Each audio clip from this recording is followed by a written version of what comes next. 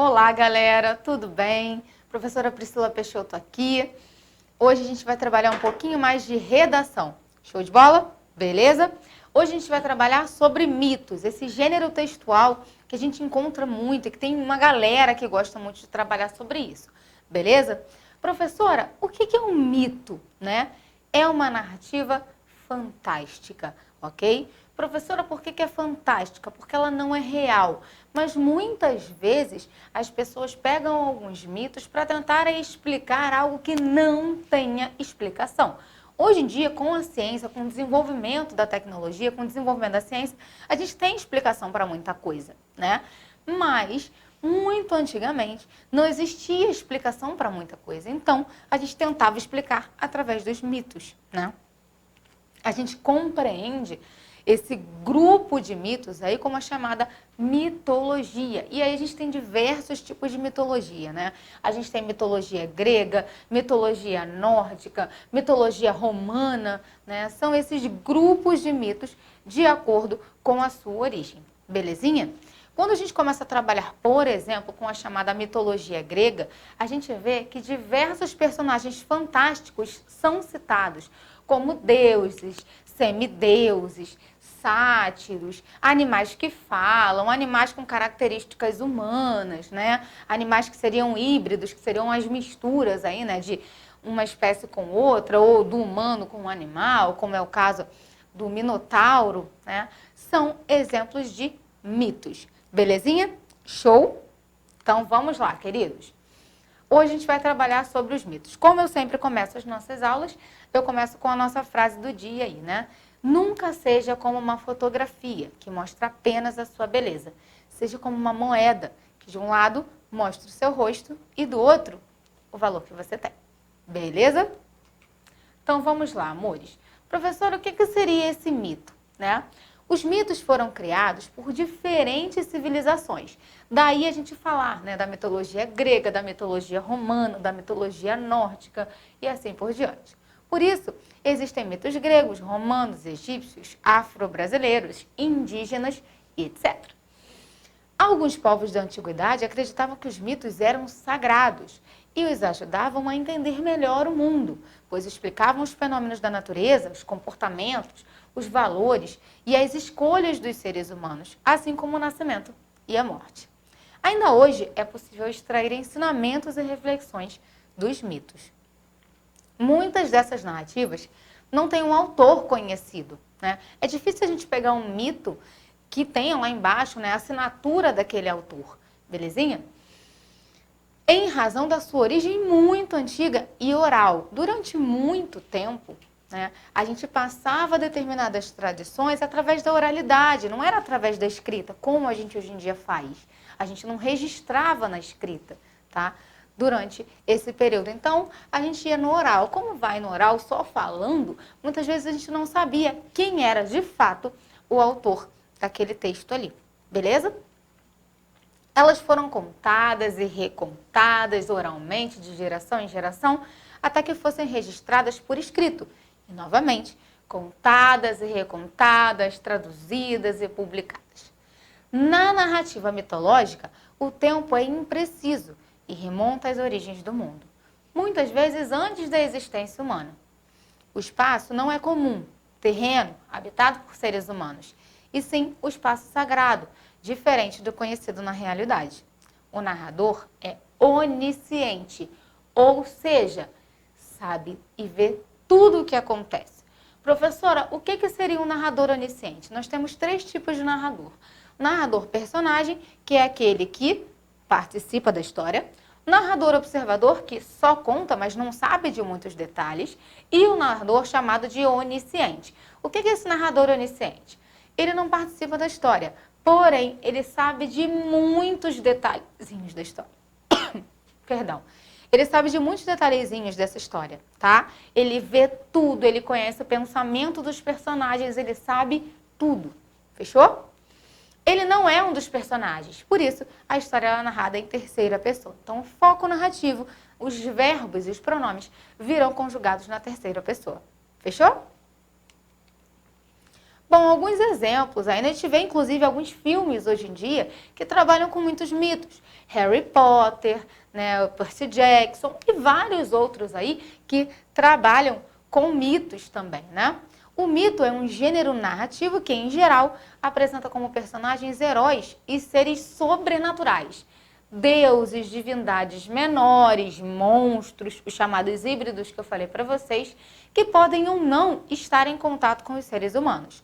Os mitos tratam de assuntos universais, como a guerra, o amor, o nascimento e a morte.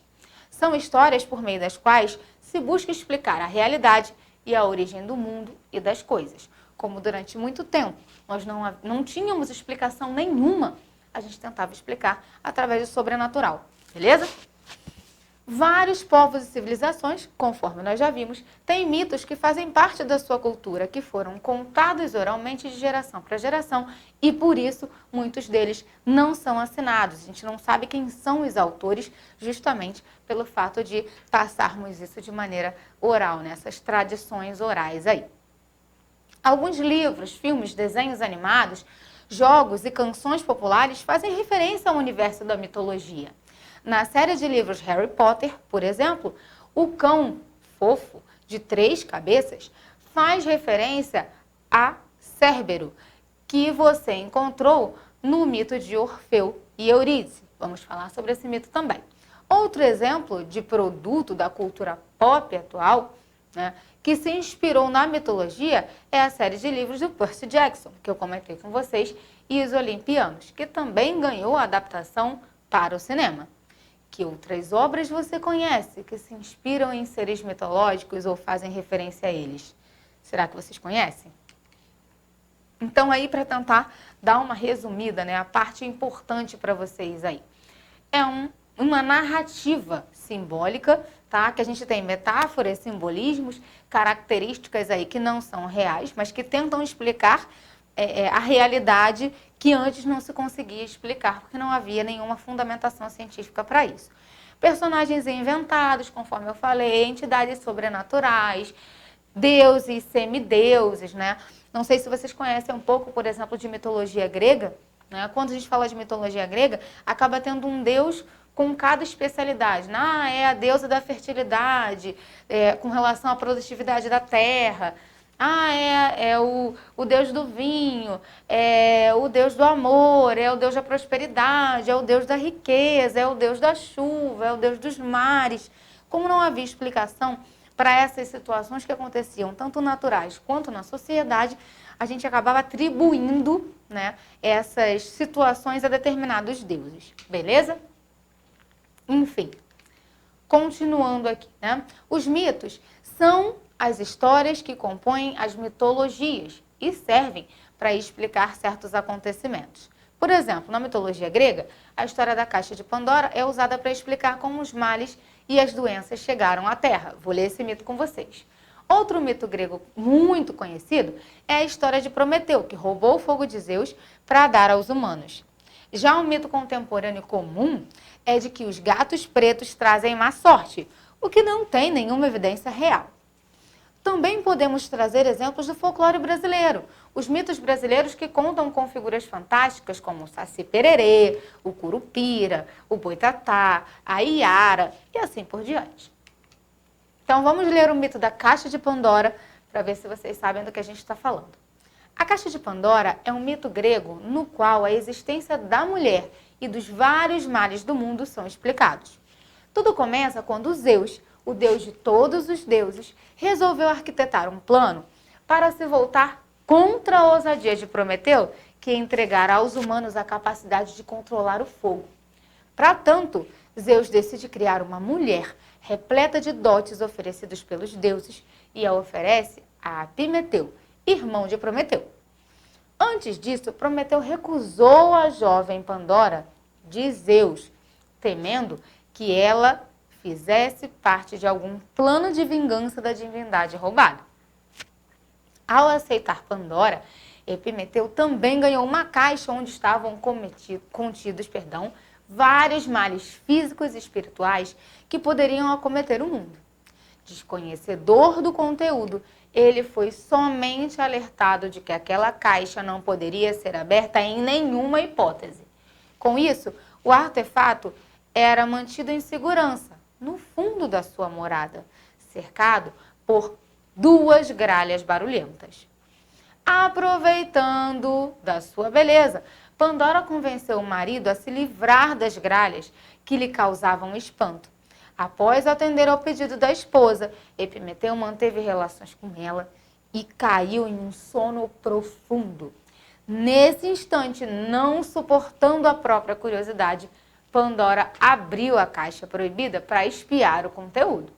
Naquele momento, ela acabou libertando várias doenças e sentimentos que atormentariam a existência do homem no mundo.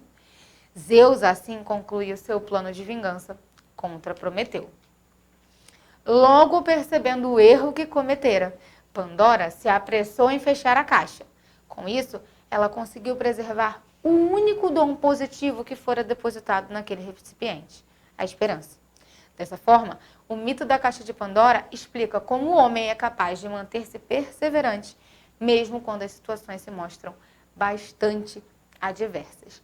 Bom, o mito da caixa de Pandora, conta pra gente sobre uma história fantasiosa, óbvio, é um mito, que tenta explicar a origem dos males que a gente tem na nossa sociedade, A tristeza, a raiva, a maldade, as pessoas egoístas, Basicamente, Zeus colocou nessa caixa tudo de ruim que haveria e deu a Pandora, que seria a primeira mulher humana, E ofereceu essa mulher para se casar com o irmão do tal Prometeu, que era, de quem Zeus queria se vingar, E aí, basicamente, o que aconteceu?